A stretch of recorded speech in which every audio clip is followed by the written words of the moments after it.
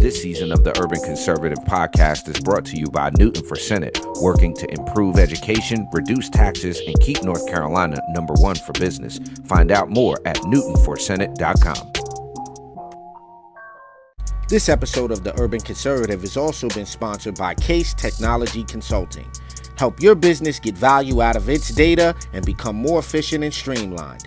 Case Technology Consulting. Check out the link in the description.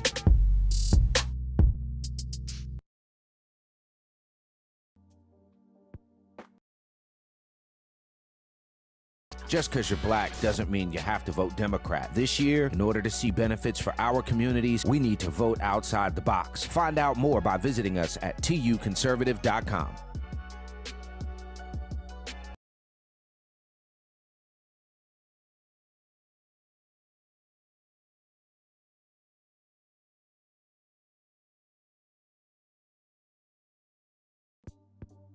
All right, ladies and gentlemen, you know what time it is. Top of the morning to you. Hope all is well. Good morning. You are tuned in to Top of the Morning, best morning show on the interneting tenure. Live with the TUC Twins. Of course, if you're watching on Facebook, get in the comments. I see already a little blue dot down there, bro. I don't know what that comment say, but good morning to you. Hope all is well. Make sure to hit that like, follow, subscribe, hit that share button. Of course, we're on Facebook at The Urban Conservative and at TUC Twins. Also on YouTube at TUC Twins. And of course, the website, tuconservative.com. Get yourself a membership, man. We not on camera today, so the mug shots is kind of irrelevant, but I do want y'all to know that I nailed my cup of coffee this morning. Okay. Like you ever make like that? I don't know, maybe because it's Friday, but I just made like the most perfect cup of coffee. It had the right amount of grains in the machine, right? I know that's not exciting news, but have you ever nailed it, bro? Like yo, this is the if I could just duplicate how much sugar I put into this, how much like Did you how do it many unconsciously is the question. Were you totally like, oblivious to it. Totally oblivious to it. okay. Absolutely. So I know that feeling, and I had that probably about a year ago. And I'll tell you what it was. I hadn't drank Bustelo coffee in like, I don't know, a few years. And it was like the third or fourth morning of the Bustelo run. And I was just, it was an unbelievably good cup of coffee. So you nailed that one you've got right now. Yeah. You know, if we were on camera, I'd show you guys, but anyway, moving on. Very interesting week. Historic week, as it were. Yo, the shades on Gates is killing me. Little McCarthy is killing me right now. So for those who don't know, for those who do not know, this is a very, very interesting time to understand what's going on in politics with the removal, the ousting. I wish I had more adjectives. Or the removal, the exiting stage left of the please sir this way. The interesting thing about this, bro, and I don't know, I'm curious of what the people think, but there are those who are saying Matt Gaetz is a spoiled brat for doing this, that the air finger quote ultra conservative far right wing of the Republican Party is responsible for now throwing the United States Congress and thereby the nation into chaos by the motion to vacate the speaker. And did you see that Mitch McConnell wants the House to get rid of that rule? Yeah, that's interesting. Now, I don't know where I sit with that, because what are we just putting in rules, out rules? What are we doing here? Yeah. Rules. Well, here's the thing, though. And I guess I could be wrong, bro. But I watched. Did you watch the actual the motion to vacate all of the stuff that went on?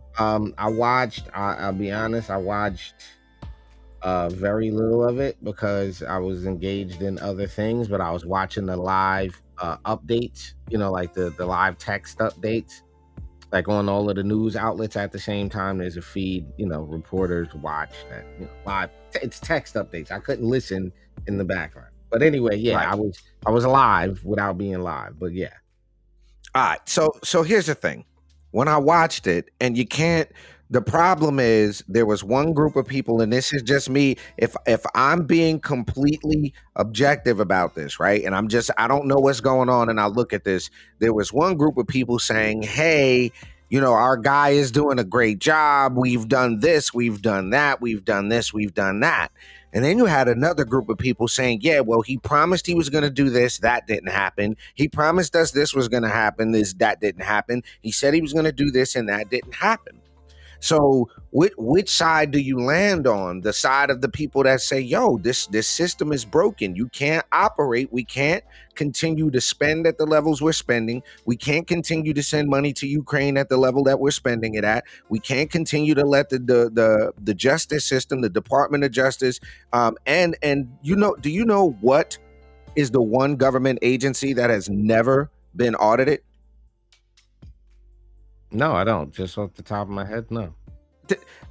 Before I say it, if you're in the comment section, you're watching live, what government agency do you think has never been audited? I'm gonna give you 10 more seconds. And here's the part. This is the scary part about it, and I'm gonna tell you right now. Official government agency that's never been audited. Never been audited. A government agency that's never been audited. My guess. You got one. Brother Frank said the FBI. I was gonna say FBI. I was gonna say FBI, but then something's telling me that I want to say the Department of Defense. Ding did a ding ding ding. Good. Shouts out to Brother Frank. Cumberland County's in the building. We see you, Brother Tony. Good morning. Yeah, you're absolutely right. The Department of Defense is a vacuum, is the black hole of American spending. There's no telling where that money is going. It's never been audited. So when you hear these type of and I've talked to a lot of Republicans, a lot of conservative folks, leadership, and the going wisdom that I'm hearing, bro, is that the system in Washington is broke, and this is an example of somebody, Matt Gaetz and those others that voted along with the Democrats to vacate the speaker, saying we have to fix this problem of people promising and not delivering. We want you promised us single subject bills. Yo, bro, it's out of control for you to get a 50,000 page document 3 hours before you're supposed to vote on it. Yeah, I don't think people realize that the back and forth kind of gets the highlight, and the substance of the problem kind of gets ignored in the circus, if you will, right? The actual media circus of the event, and something like what you just said gets overlooked. But that's an important piece to the puzzle, because if you understand listen, just understanding government spending, like it brings up the question, how big does a government need to be functional, to actually operate at an optimal level based on the factors that you need to assess? Like, it begs the question, why are all right, let me throw this out here before we go to this next thing, right? Yo, have you ever seen them make marbles in India? No. Can you pull up a tab of making a tab right now? All right, and this is what I'm saying. This is what I'm juxtaposing this week. This is what I'm juxtaposing this whole thing up against, right? When you talk about India, government spending, right? Right now, look at this. Right, here's my question. Now, in a country where we do things the best, right? When we're in a country where the things that we make are high quality, right? In a country where there was a section of history where we had pride in manufacturing things here, and everybody, it was a real industrious country. Just think about the fact that we're a service-based economy almost. We're fully almost service-based, right? Now look at the conditions making these marbles, right? When we start talking about government spending, look at this. Mans ain't got no. Go back. Man, look. This man ain't got on no safety equipment that is in fact a shirt around his face. That looks like a tablecloth on his face. You That is a could shirt. not operate anything like this here. Look at this. Look at this. Yo, that's it. Yo, wait. No, wait, hold on. Did they show the glass lady? They didn't show the glass lady yet, mashing up the glass with the sandals on. Yeah, come on. Yo, so she's pouring glass into. Is that what? So wait a minute. This is just the marbles that people play with? Yeah, let me show you. Look, he ain't got no gloves. Oh no, bro. This ain't regulated, bro. Ain't no regulations on this building right here. Nah, son. Wait. You done got these marbles. Wait till they show you the marbles. You missed. I thought they were gonna show the glass lady. Look at me. Look. Oh, so when you go to the Dollar Tree, Dollar General, Dollar whatever, exactly right, and get your bag of marbles, that little kid pack sack of marbles, we'll get the dollar pack of marbles. Yeah, wow. They didn't show you. They didn't show the glass. The lady sitting there breaking up the glass in the sandals. So look, my point is, right, there's places that are operating, right? There's countries that are operating. That factory ain't regulated. Bro, come on. Ain't no, yo, what we got here, OSHA. Ain't no OSHA over there. Now, what I'm saying is, here in America, we got things we got to go through to open up businesses. We got safety. We got, safety is a byproduct of ingenuity, right? So factories became safer here as our consumer base grew, as we started to make more money and want to, and technology got better. We have some of the safest conditions here in America. Our industries are almost self-regulated when you do the history of it. So my whole point is, Ali, why do we need this bloated, humongous, gargantuan government? What is the point of the level of bureaucracy? Don't confuse that with partisanship. I'm saying the size of the bureaucracy of our government. So I get both sides of the argument. And I real quick, before we go to the next thing, right?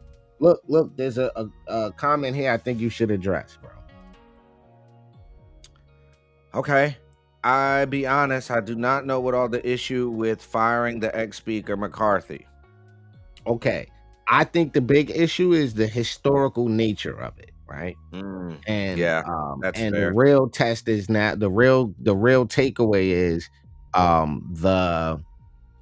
so it being one of the obviously the third in line for succession to the president, and with Joe Biden up there, so it would go Kamala Harris, and then with the speaker pro temp in there, it would be him, right? If let's say something happened, Biden down, Kamala down, it would be this person third. So that's an important office, right?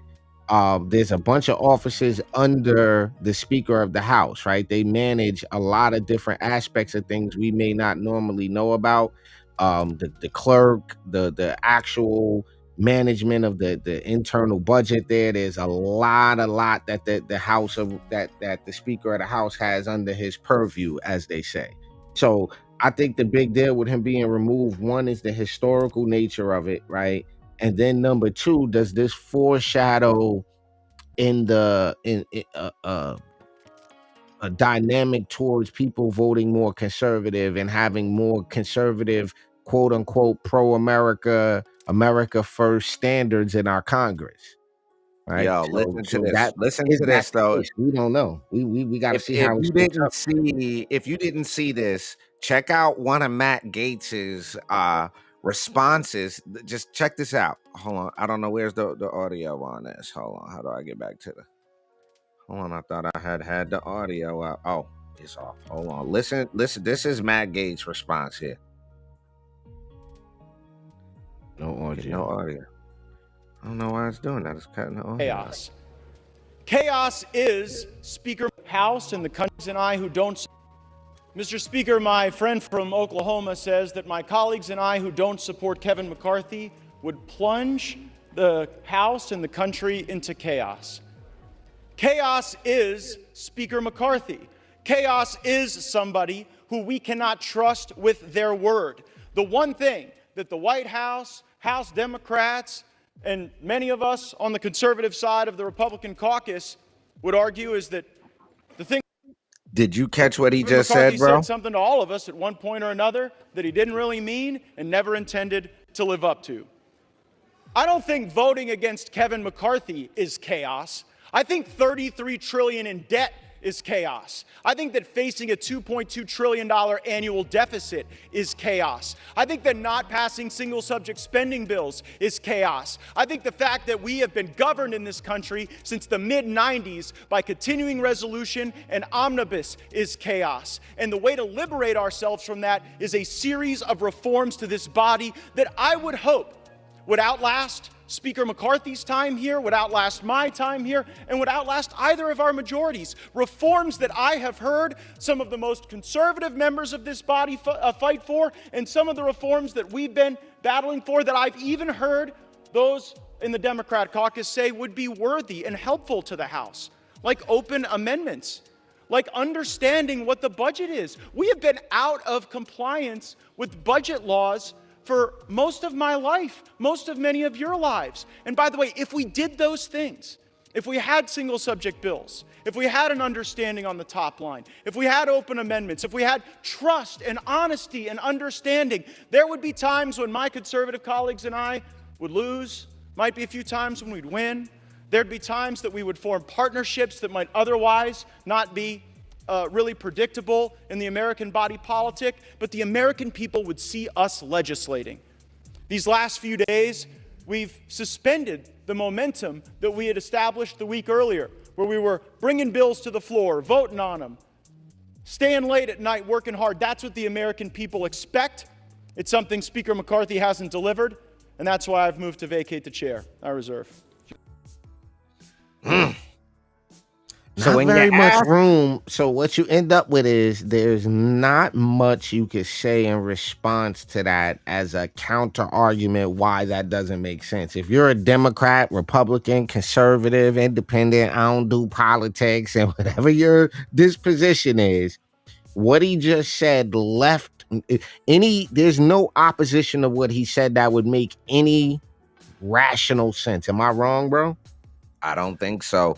But we're going to keep our eyes on this speaker race. Right now, you've got an acting congressman from North Carolina as the speaker pro tem. You heard this week, he told Nancy Pelosi she got to get out the office, bro. Yeah, and he told somebody else he had to get out. They had to get out the office, too. You got to get out the office. Yeah, so Trump just came out and endorsed Jim Jordan for Speaker of the House. Whoa, I see. Trump also agreed that, if he needed to take the role temporarily to help out the party, he would be willing to do it. I'm sure he did, bro. I'm sure. That's what he said. You can pull it up. I mean, this is the weekly wrap-up. I'm sure he did. What I'm saying is former Trump threw his support by Jim Jordan to be the next speaker. He's a strong on crime, borders in our military. He'll be a great Speaker of the House and has my complete and total endorsement. Trump posted on Truth Social. The former president backed Jordan over Majority Leader Steve Scalise, who announced Wednesday his own bid to replace Kevin McCarthy. Now, where's the thing? You said Trump had initially declined to back any candidate for Speaker, telling reporter that we have some great people in the Republican Party that would do a great job. So I don't know. Do you put him? I couldn't see. I think he might have been joking if he said he wanted to. I'll tell you this much. I'll tell you this much. If you get Scalise or you get Jim Jordan, right?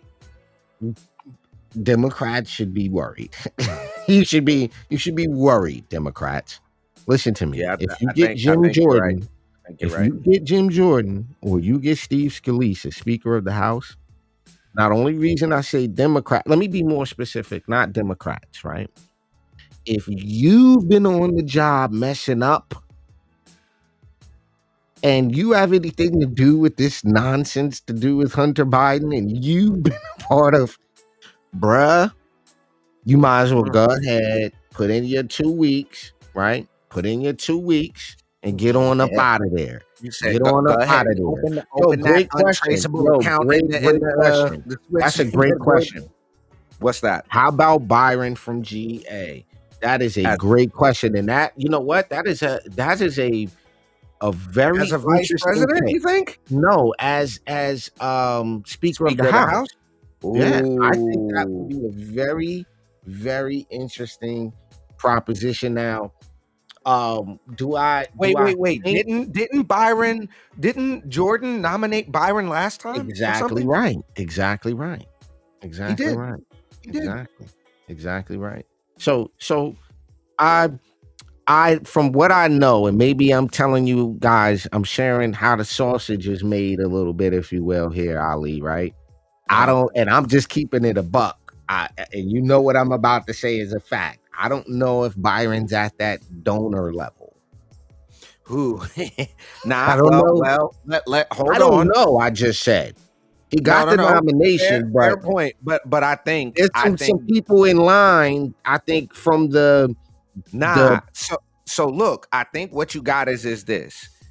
Yeah, I agree with that, but Jordan nominated Byron, I think, and this is all speculative here. This is speculative, but I'm looking at the way this played out.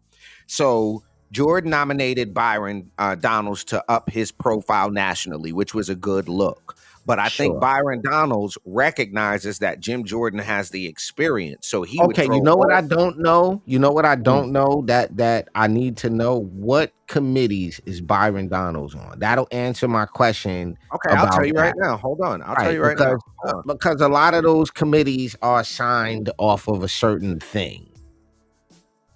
Right, and there's a structure to how that works. So I'm just curious. So he's on, and I know this for a fact, but he's on financial services. He's the committee on financial services, subcommittee on digital access, financial technology and inclusion. He's on the subcommittee on financial institutions and monetary policy.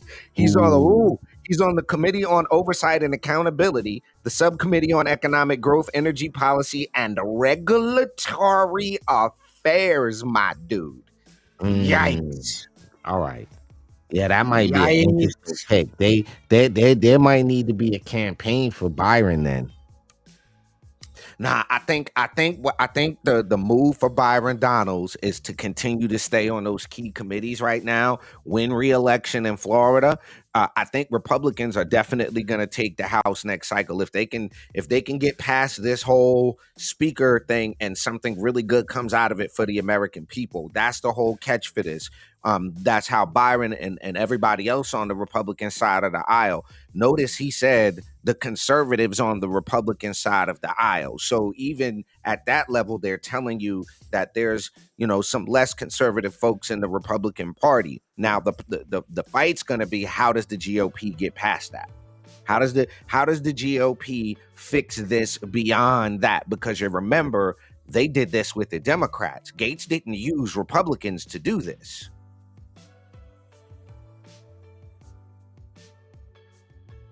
Fair point. So there you have it. Yo, real quick on the weekly wrap up, bro. I got to show you this, bro. I have to show you this. So what do you think about this here? Listen. Listen. She's a nutbag, bro. Very strong partisans in both parties in the past. And we had very bitter battles over all kinds of things, gun control and climate change and the economy and taxes. But there wasn't this little tail of extremism wagging the dog of the Republican Party as it is today. Mm-hmm. And sadly, so many of those extremists, those MAGA extremists, take their marching orders from Donald Trump, who has no credibility left by any measure. He's only in it for himself. He's now defending himself in civil actions and criminal actions. He doesn't even believe. And when do they break with him? Because at some point, maybe there needs to be a formal deprogramming of the cult members. But whoa. So if you have in this person's mind, in her brain, if you have a Make America Great Again, if you have an America First, if you have you need to be formally deprogrammed. That is the most far left. If you don't know what Marxism is, if you don't know what socialism is, if you're not familiar with the social experiments of the Nazis, if you've never read propaganda, by Bernays. If you like that coming from her is a very scary statement.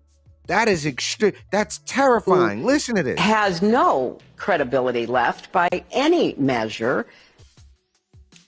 Wait a minute.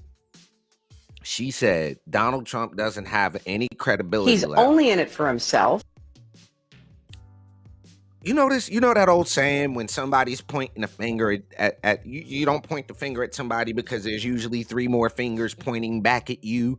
This is, it sounds like she's talking about herself. Even, wagging the dog.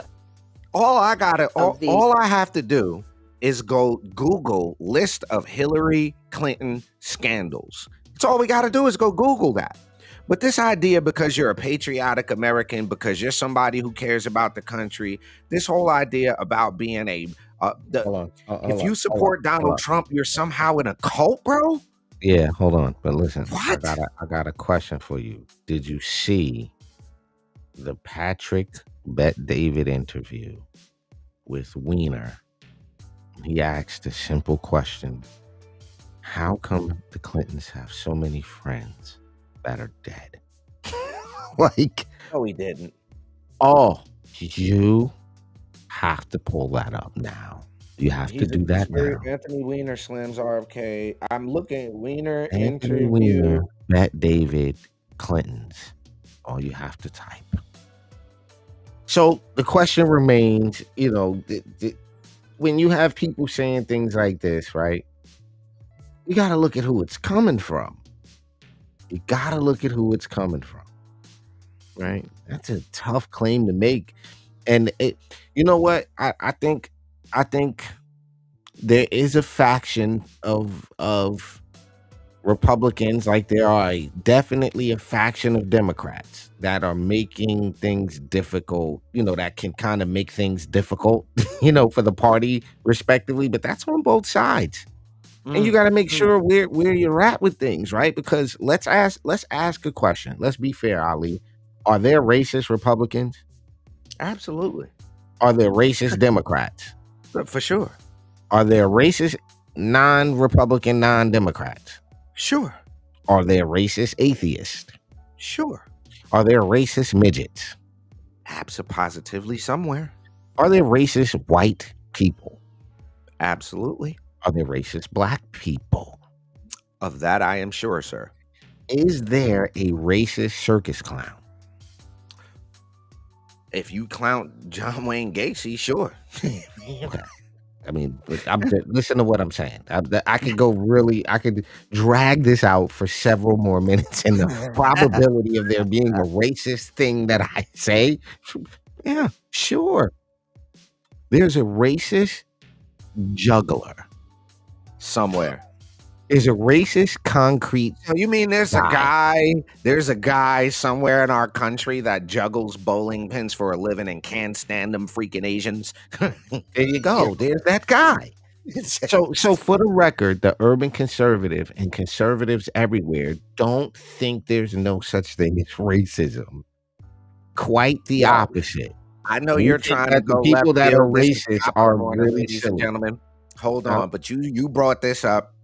Since the whole point of me bringing up the Hillary Clinton thing was because she said there needs to be a formal deprogramming. And I could think, just looking at the way things are going, that's scary because somewhere in some lefty focus group they talking about, yes, maybe if you did that. And by the way, this is the guy Ali didn't know he was standing next to and didn't get a picture with. This is the one that's kind of weird. And first thing I ask myself is, how the hell is our guy here, Anthony Weiner, still alive? What do you mean by that? Well, when you go through the what? Yeah, bro. You didn't see this. We got to do a breakdown. Listen, we've got to do a breakdown of this interview. This is why me and the homie was saying we're big fans of this guy's work. This has to be one of the best interviews I've ever seen. And the thing is with this guy, with him, right? He's okay with the physical confrontation. Clearly, he's okay with it.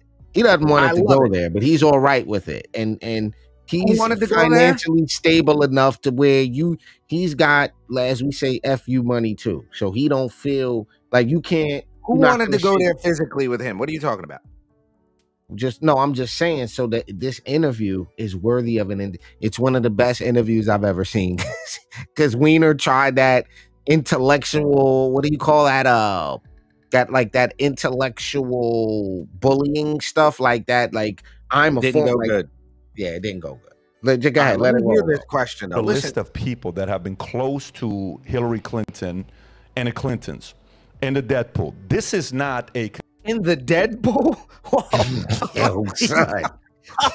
When you start talking about these Clintons, bro, we gotta get through this. This is supposed to be the weekly wrap up. When you look at how are you still alive? What?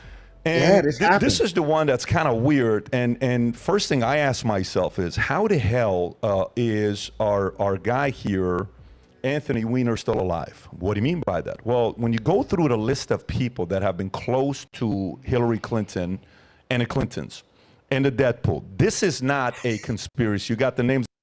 Okay. Of James McDougal, okay, Clinton's convicted Whitewater partner Fast died forward, because he's gonna go through like too many names. So skip forward. Heart attack.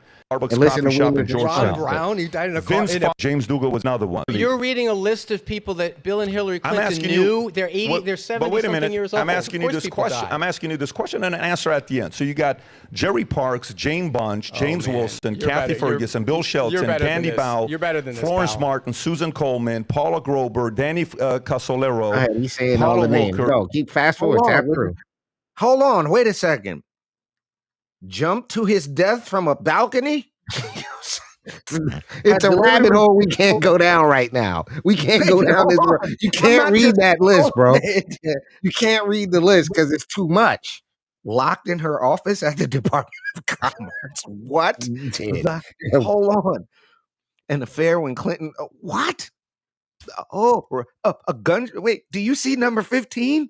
Wait, I don't want to read it out loud, but okay.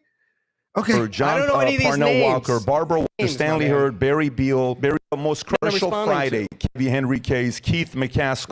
We're at 34. Yo, I know a lot of people, but bro.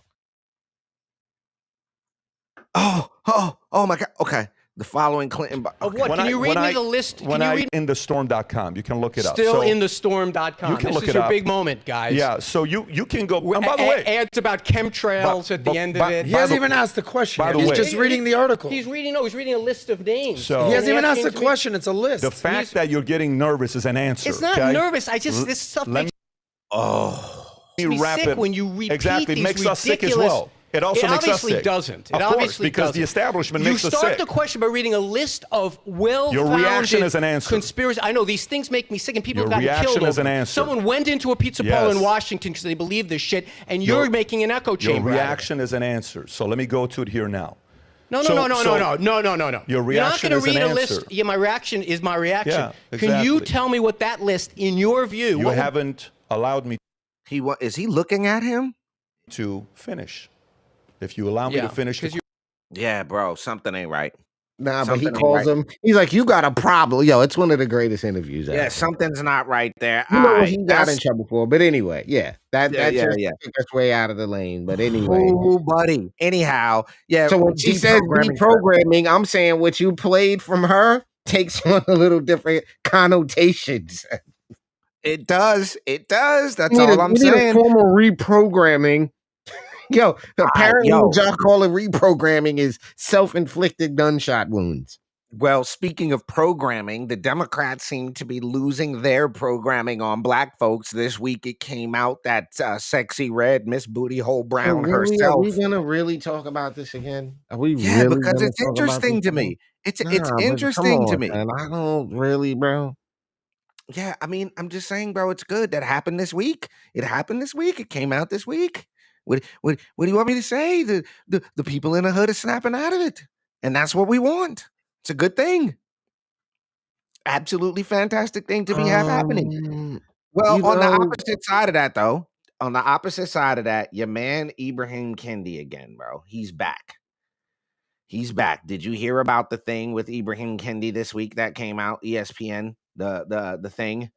No. So he's got a series that delves into the challenges racism in the sports world and will reveal how pervasive racism is in sports while challenging the thoughts and systems of various governing bodies.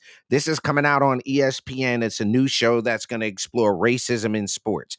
So they're going to make this stupid ass argument. And I know it's a stupid argument because you're going to try to, the NFL is this the new slave trade. Sports. What's the name of it? Skin in the game? Something stupid like that. It's ridiculous. Meanwhile, his whole thing is under investigation. People don't want to talk about the fact that his whole situation is under investigation. His anti-racism center for squandering all of that bread. That looks like a fairly expensive suit jacket he's got on in that picture too. It's a nice shirt you got on, bro. Little $750 glasses you got on, $800 glasses you got, bro. But the fact of the matter is that here you got somebody screaming about something that's providing opportunities. How many people in the NFL, how many black folks in the NFL and the NBA come from affluent communities, do you think? Over the years, what percentage of NFL and NBA players came from Beverly Hills versus how many of them came from Airfinger, quote, a hood somewhere? This is just, I never understood that. And it's not like you're not getting something out of your participation in the NFL and the NBA. It's not like it's against your will. Yo, the fact of the matter is to make this. Oh, is that the trailer for it? Mm-hmm. Yeah. Oh no, I didn't see the trailer. I didn't see the trailer for it. Oh my gosh, this is gonna be terrible. I have a feeling this is gonna be terrible. That's associated with being great is rarely attached to a black athlete. You better perform without any complaints. I am Dr. Ibram X. Kendi. I am known as a scholar and anti-racist author. I spoke to athletes and experts to explore issues at the intersection of race, sports, and society today. They want black faces, but they don't necessarily want black stories. It's up to all of us to confront the racism in society and our favorite sports, because we all have skin in the game. What in the race, baby? What the hell is that? They want black faces. They don't want black stories. Have you ever watched the NFL? Hey, bro. Have you ever, yo, bro, I don't watch, okay. I watched a little bit of a football game last night with Dre, okay? And you know what one of the interesting things was about the football game is every ad in between the football game was football players. And some of these dudes are clearly, obviously not your corporate type of black folk. These are people from the hood that the NBA, the NFL, sports in general has provided an opportunity for. Was there systemic racism at one point in basketball or not basketball, but baseball? Absolutely. So let me ask you a question, bro. Let me ask you a serious question. And this is something, if I could ever talk to Ibrahim Kendi, I would ask him. You know what I would ask him? The majority of the NHL players in the hockey league, right, are white. Okay. And disproportionately, most NHL players come from Minnesota. So is there a racist conspiracy to keep blacks out of the NHL? And is there a conspiracy for Minnesota to have the majority of the NHL players come from there? But you could see, the point is you could manufacture one off of the disparity. You see the point, bro? Like, it's like this, man. Either it's racist and you don't want no parts of it, or it's not, and you just got a hustle. Because there's bro, the argument that because there's an NFL draft and you're drafting the best talent and they can be traded. You ever heard that stupid ass argument? Oh, you can see they're up there and they're trading it and the players don't make anywhere near as much as the owners. And but then the how much risk, when we talk about a risk versus reward scenario, and you're going into it voluntarily. You're going into it voluntarily.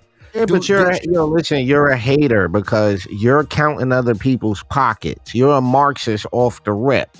Because what you're essentially saying is they're not making as much money as the guy who's already a billionaire that started the team that's going to take this black kid out of poverty and giving him opportunity to use his athletic ability to. Listen, that's not the whole sentence. Nah, but then look. let's not BS around though, bro. Let's expose it. Are there racist people in ownership of NFL, NBA, Major League Baseball? So probably. Y'all saw the Donald Sterling thing. I don't want to. There are racist everything. Like there's a racist everything you can imagine. Let's accept that to be true, right? Yeah, and he was only a racist when it came to that, to who he was banging. It wasn't even about. He didn't blanket hate all of them. He didn't like the ones that had the potential to snatch his chick. That's what that really boiled down to. But that's crazy, bro. NFL, but Disney said they was going to tone it down, and it's interesting because now Disney, they said they were going to. I didn't recognize not one of them athletes on the show, so let's just keep it 100. This is going to. I didn't know who any of those people were. That was just them I didn't know any money. of those people were. No clue. They just burning money. They just absolutely burning money. Yeah, well, we'll see. That's gonna be. I don't know. Do I even watch that? Do I give that out? Probably not. No, well, the only other thing, bro, we were gonna cover today is this guy is back in the news now. Your man Vivek is back in the news. Yeah, all right. 2 protesters rammed his vehicle. He wasn't in the vehicle. He was in Iowa on Thursday. And Daily Mail broke the story, who said on Twitter, the platform formerly known as Twitter, that nobody sustained injuries and the candidate was actually not in the car. But they're saying that it was 2 protesters aged 22 and 26 rammed their vehicle into his car as he visited Saints Red's Coffee House in Grinnell, Iowa on Thursday. Now, I personally I don't know. Was that just a 15 minutes of fame situation? I want to try to get some fame because they didn't say who it was, but his vehicles got bimmed up. That's what he's driving around in? Huh? No, they tried to ram his SUV, it looks like, but I don't know, bro. I don't. What is he driving? It looks like that SUV in the back might have been his, but I can't really tell. More like his SUV, because it looks like they might have just scraped him up. Oh, that's Vivek's car. Let's hit it. But they didn't give him no shouts out on the news and all of that. So I don't think too much is gonna come out of it. They probably won't give him any more, shine on it, as it were. But ladies and gentlemen, you have been checking out Top of the Morning's weekly wrap up here on the Urban Conservative. If you haven't done so already, we need you to go over to tuconservative.com, support the platform. You can get an ad, you can sponsor a season, You can help us continue our mission of sharing conservative values and principles, exposing the BS, and having a good time while doing it. Again, we'll be back live Monday morning for Top of the Morning here on the Urban Conservative. We're going to be talking about Rocky Mount and some other elections happening, municipal elections happening around the country.